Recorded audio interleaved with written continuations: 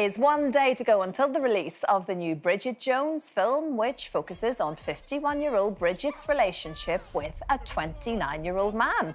Recently, Nicole Kidman starred in Baby Girl about an older boss who gets embroiled in an affair with her younger intern. Mariella. Yes. Yes, Christine. What You've seen Baby Girl. That's what I was going to say.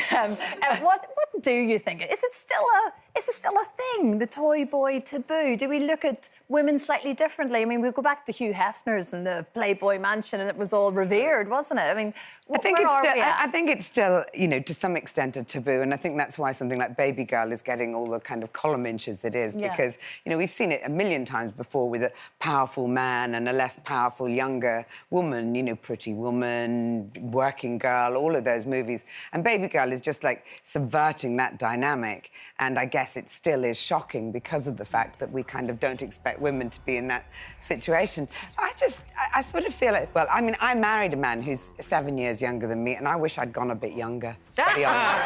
Because I don't find it shocking at all. Men age so much faster. They just, like, slump into old age. They go, OK, I'm old now, slippers on. And he behaves so much older than I do that I really wish I'd gone for someone more like in their 30s. Well, Mariella, let me just run you through the options. Yeah, go on.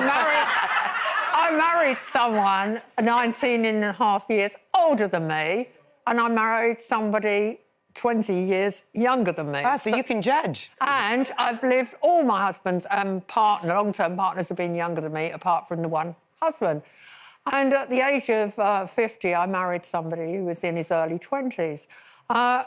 I suppose the first person that I lived with who was much younger than me was Normski, and we met, and he worked for me. Sounds a bit like the movie, actually. Yeah, and they've stolen your story. Yeah, they have stolen the story of me and Norm, and the media discovered it, that we were going out at the premiere of Four Weddings and a Funeral. Well, Four Weddings and a Funeral, because we were sat behind Liz Hurley and Hugh Grant. And the media really latched on to the whole thing. But that could have been because Norm was black, he was much younger than me. You were a pioneer, so what are the virtues of a younger man, in your opinion? A lovely, lovely backside. When you get out of bed first thing in the morning and you look back and you think... Could you imagine if a man said that? I was going to say, could you imagine men on a panel going, look at her lovely backside. Also, they were pretty smart. Obviously, husband number 4 was a nightmare. But all of my younger men have been, with one exception, absolutely enchanting, certainly as clever as me, really, really good fun. Kept me smiling, and everybody watching this show knows that's the supreme challenge. Is there something wrong with an age difference or not? I mean, fundamentally. I want to say, I don't get it. I don't get anything. I feel there's a trend in films, particularly. Anne Hathaway's just done a film recently, which is, I think, The Idea of You. And again, it's a rock star, pop star, young boy who falls in love with the school mom. Oh, I think we've got I mean, look at that.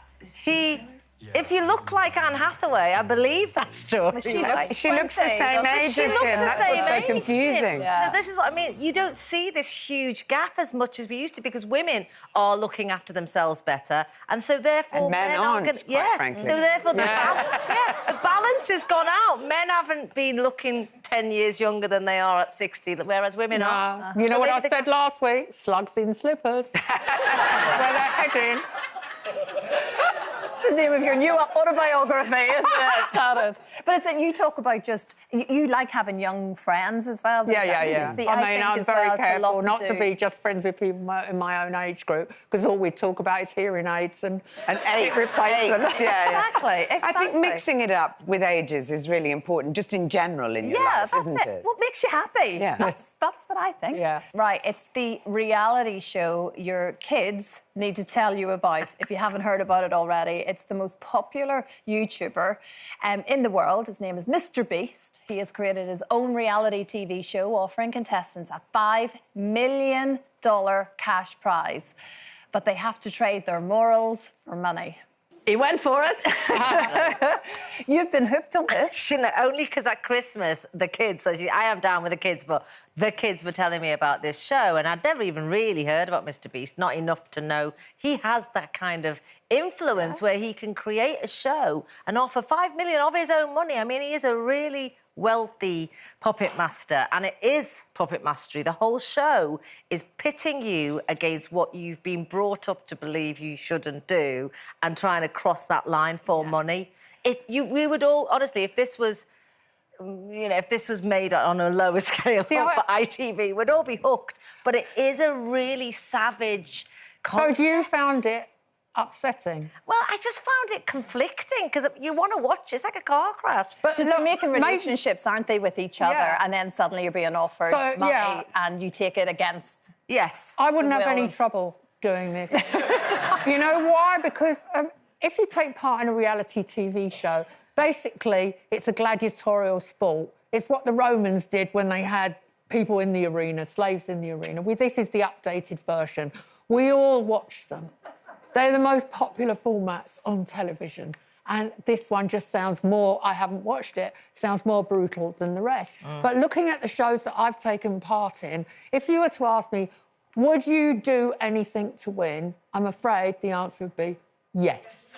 Really? Otherwise, why am I here? Well, why am I here? But I think that's the problem with reality TV shows, is that most of the time, this is a sort of reality TV game show, so it's a combination of like two genres, and they just more and more increasingly seem to highlight the worst in human nature rather than the best of it. That choice that guy made was despicable and morally completely repugnant. And I'm tired of seeing that elevated as kind of entertainment. If you look at the TV Choice Awards, which you mentioned, and you look at what audiences pick as their favourite shows, they're picking things like Gone Fishing, All Creatures Great and Small. I'm sorry, Mariella. Call the Midwife. Mariella, they are hypocrites. They say, it's like me saying, I love Panorama, but I'm reading The Sun. But OK, so you brought up Panorama. I made a panorama about reality TV 20 years ago. I've done loads of reality. The warning was that the kind of society you're going to get as a result of platforming all of those behaviours is a shitty society, and I think that's what we've ended up with. Well, I just think that's being doomy. I think what we've ended up with is something that's mindless entertainment that keeps a lot of people happy when they've got a lot of misery in their lives. And what the success of things like the Squid Game is purely based on watching people do things you'd never do in a million years. Yeah, like the Japanese torture game shows back in the day that Clive absolutely. James They've been around for years. It's entertainment, and I think there is a fine line when you're using your morals as the barometer of whether you win or not. But surely the it is judgment, addictive. It's entertainment at the end of the day. It's not a new religion. This isn't an evangelical church broadcast on the telly. It's a game show, for goodness sake. No, that's why Trump and Elon Musk are running the world. Oh. Do you know what? I can live with it. I'm not that happy about it. Go watch it. Beast Games, let us know what you think. You heard what we thought.